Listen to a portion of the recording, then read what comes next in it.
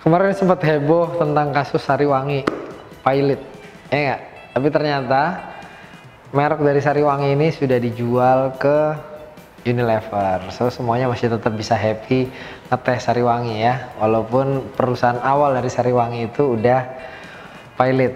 Nah, saya mau share hari ini tentang melek hukum merek. Kenapa ini penting banget? Karena untuk proteksi brand, dan jangan sampai merek yang merupakan intangible asset dari bisnis kita ini bisa dikuasai orang lain, yang akibatnya kita harus rebranding atau bahkan bayar royalti ke orang lain.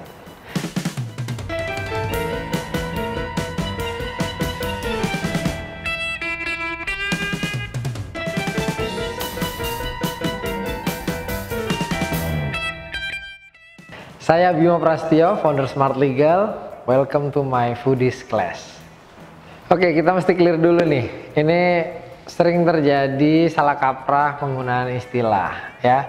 Merek bukan paten. Saya sering banget ada orang WhatsApp, telepon, nanya-nanya bahwa, "Mas, saya mau matenin merek saya. Ini bingung banget ya." Atau ada yang bilang, "Saya mau daftarin paten buat brand saya." Nah, ini bingung karena istilah paten itu kadang mengartikan paten, oke gitu ya. Ada juga kalau orang Jawa, paten itu artinya membunuh.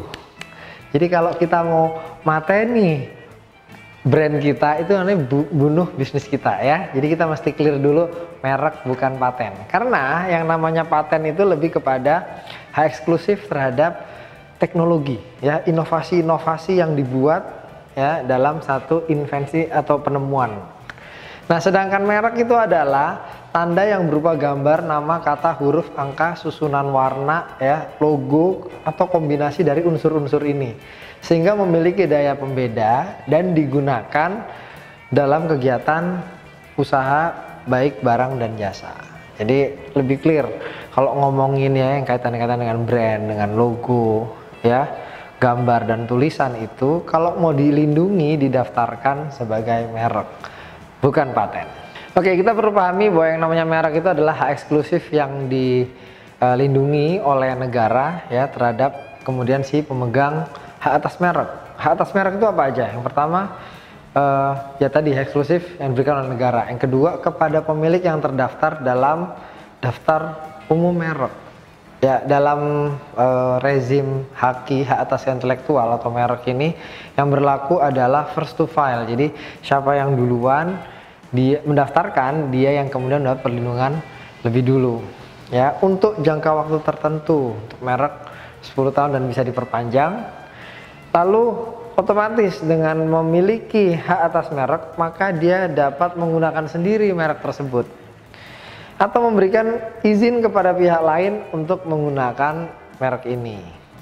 Kalau kita sudah sebagai brand owner dan juga punya hak atas merek, maka kemudian kita bisa menegur orang lain kalau dia pakai merek kita tanpa izin kita. Bahkan nggak cuma kita menegur, kita bisa minta ganti rugi. Bahkan yang unik ya, kalau di rezim kekayaan intelektual ini, pelanggar-pelanggar tersebut bisa dikenakan sanksi pidana. Jadi bisa sampai di penjara kalau melanggar hak atas merek ini.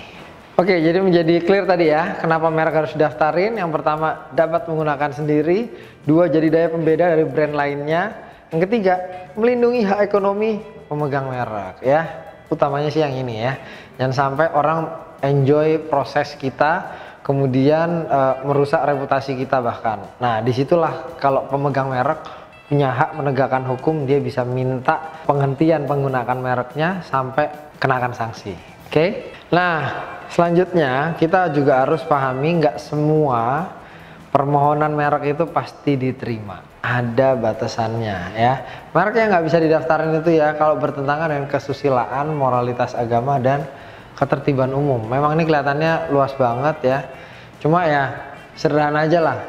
Nggak mungkin merek itu yang ada unsur-unsur asusila gitu ya, moralitas agama, itu jelas. Ketertiban umum ini maksudnya hal-hal yang diatur secara general oleh negara, itu jelas nggak bisa. Kemudian nggak ada daya pembedanya, sama aja umum gitu ya. terus sudah menjadi milik umum. Ini juga nih. Oke, terkait dengan telah menjadi milik umum, public domain. Ini case-nya banyak banget ini yang menyita perhatian publik. Ada dulu kita pernah dengar kasus Extrajos lawan Enerjos. Itu nggak main-main. Perkaranya itu sampai bertahun-tahun penyelesaiannya. Bahkan saya pernah ingat itu sampai legal manajernya udah ganti berapa kali itu. Ya. Jadi kata Jos itu dipersoalkan. Pernah juga kata Town Square. Itu kan banyak banget ya di berbagai daerah. Citos, Cilandak Town Square, Depok Town Square ya. Bahkan pernah ingat kasusnya almarhum Pak Bondan itu Kopitiam. Itu juga agak unik karena nama Kopitiam itu ya sama kayak coffee shop, public domain ya. Nah, kalau mau daftarin merek jangan memiliki unsur yang ada public domain atau milik umumnya tadi itu. Jadi kita nggak bisa mencegah orang lain menggunakan unsur yang merupakan public domain. Jadi misalnya kita mau bikin rumah makan mewah gitu ya. Ini kata rumah makannya kan umum banget. Nggak bisa kita ngelarang orang nanti nggak boleh ya ada nama rumah makan karena itu udah jadi public domain. Kecuali kalau kemudian misalnya namanya kita ayam bakar Maknyus. Maknyus ini sudah jadi public domain sekarang. Walaupun dulu dipopulerkan sama almarhum Bondan Winarno. Tapi kalau kemudian kita masih mau pakai itu ya, maka bisa saja mereknya yang didaftarkan itu berupa tulisan ABM lalu ada gambar ya, logo tertentu yang kemudian warnanya itu juga cukup unik. Secara satu kesatuan ini yang didaftarkan bisa ya, tapi bukan ayam bakar Maknyus kemudian ada orang lain nanti pakai ayam bakar terus pakai Maknyus jadi nggak boleh, bukan. Tapi ABM sebagai keseluruhan dari etiket mereknya ya. Kemudian keterangan dari barang atau jasa ya, kalau sifatnya itu cuma menjelaskan saja itu akan sulit, apalagi kalau tadi misalnya ayam bakar Pak Soleh gitu ya. Ini kalau cuma sekedar menjelaskan bakar gitu ya, orang lain nggak boleh punya merek bakar, nggak bisa, itu nggak fair banget ya. Ataupun keterangan-keterangan lain yang melekat dari satu merek. Challenge-nya sebenarnya di bisnis kuliner itu adalah seringkali merek yang digunakan itu terasosiasi dengan produk. Contoh Pizza Hut, Burger King ya, Kentucky Fried Chicken, walaupun sekarang yang didaftarkan KFC sebagai brand gitu kan. Nah, sejatinya yang namanya merek itu seharusnya tidak terasosiasi dengan produknya atau jasanya. Kalau kita ngelihat Apple itu kan nggak jualan apel ya.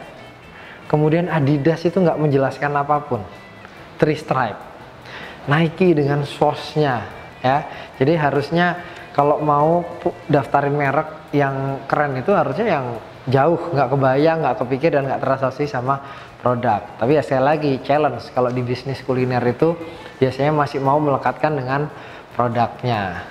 Oke, beberapa sekarang makin kelihatan bahkan tanpa menyebutkan produknya. Tapi tagline-nya kadang tetap aja menjelaskan itu. Jangan sampai juga kita waktu daftarin merek jadi ditolak. Ya, saya pernah punya temen itu kekehnya luar biasa. Dia padahal adalah produsen nomor 2 baju anak-anak muslim di Cirebon. Pertama dia daftarin Takwa. Takwa literally tulisannya Takwa, TAKWA. Setelah 2 tahun ditolak. Daftarin lagi Takwa pakai Q. Ditolak juga ya, karena satu itu ada unsur public domain dan juga nggak ada unsur kebaruan atau apapun ya. Nah, ini ada hal-hal lain yang harus perhatikan juga. Merek tersebut tidak boleh memiliki persamaan pada pokoknya atau keseluruhan dengan merek lain yang sudah ada. Ini contohnya kalau dari sisi logo atau gambar ya, kita pernah melihat ada rumah makan lele dulu. Mirip kayak Starbucks, tapi akhirnya sudah berubah ya. Terus kita juga ngelihat cappuccino cincau. Itu juga mirip ya dengan brand tertentu yang gede. Ada juga apalagi contoh-contohnya ya. Itu dari persamaan gambar bentuk ya. Ada juga persamaan bunyi. Itu juga ada persamaan bunyi itu. Misalnya kalau kita daftarin misalnya untuk nasi goreng Nike, tulisannya itu NAIKI ya. Kalau yang aparel itu kan NIKE, bacanya Nike juga. Jadi walaupun beda tulisannya, logonya, tapi kalau bunyinya sama itu nggak bisa. Apalagi kalau brand besar nih, brand besar tuh nggak kira-kira kalau daftarin merek, dia buat ngamanin bisa puluhan kelas itu didaftarin. Ya jangan sampai terjadi kayak gitu, tiba-tiba kan lagi pakai dia jualan sepatu Nike gitu ya, keluar tuh sate ayam Nike gitu kan, itu problem banget, bisa ngerusak image-nya. Oke, nah kemudian merupakan atau menyerupai nama orang terkenal, foto atau nama badan hukum. Ini juga kadang-kadang terjadi. Jadi bahkan merek itu nggak boleh sama dengan nama PT atau yayasan milik orang lain. Contoh, ada komunitas wirausaha namanya TDA, tangan di atas, itu sudah mendaftarkan logonya itu ya, TDA. Jadi nggak bisa kalau tiba-tiba ada orang jualan batik namanya batik TDA, sepatu TDA, itu nggak bisa ya, karena sudah menjadi nama badan hukum orang lain. Kemudian juga merupakan tiruan atau menyerupai nama bendera lambang negara. Dulu pernah ada isu daftarin merek bakso MPR ya, itu nggak bisa, jelas.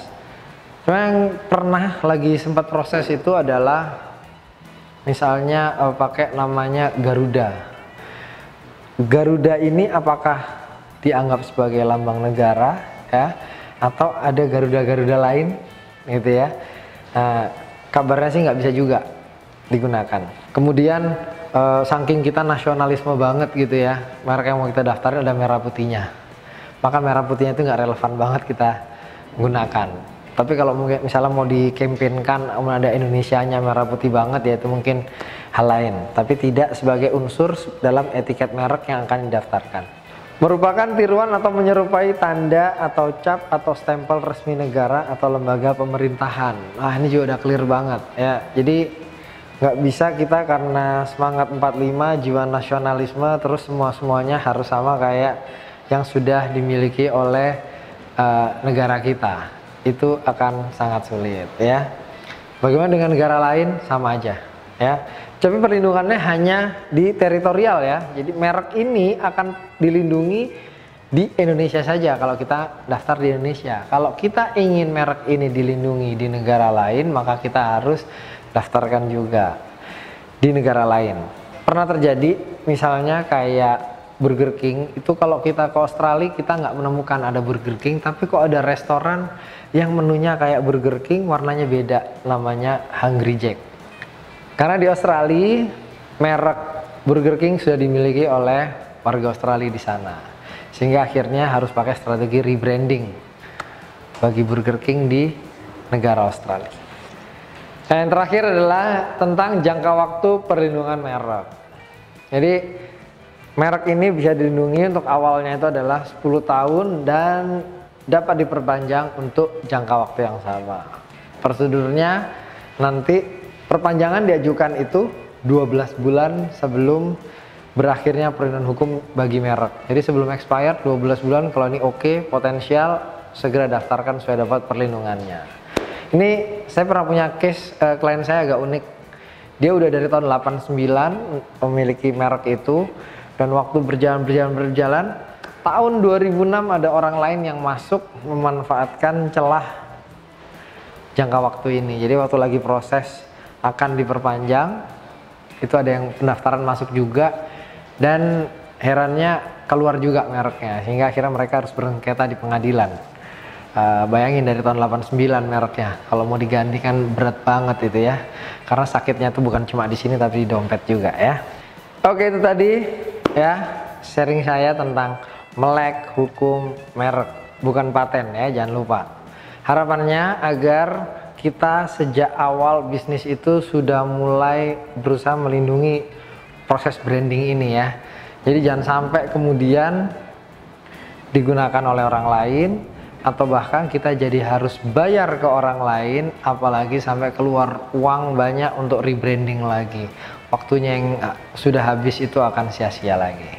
Nah, kalau mau dapat informasi lebih banyak tentang aspek legal untuk bisnis, silakan klik smartlegal.id ya.